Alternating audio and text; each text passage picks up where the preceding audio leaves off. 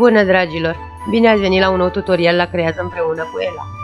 În acest tutorial am să vă prezint o idee foarte ușor de realizat, cu o coroniță pentru ușe ce va conține un peisaj minunat de iarnă. Pentru aceasta am folosit următoarele materiale: un cer de polistiren, beteală, instalație cu LED, brăduți, vatelină, vopsele acrilice și carton pentru a realiza diferite căsuțe. Vă doresc o vizionare plăcută!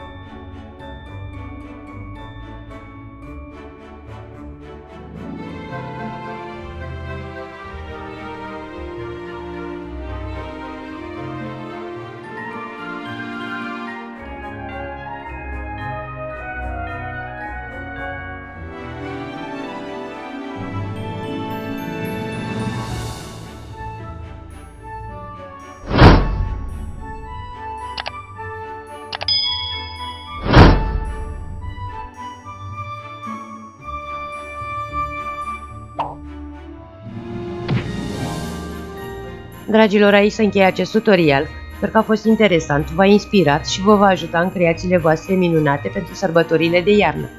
Dacă v-a plăcut, nu uitați să-mi spuneți părerile voastre în secțiunea de comentarii.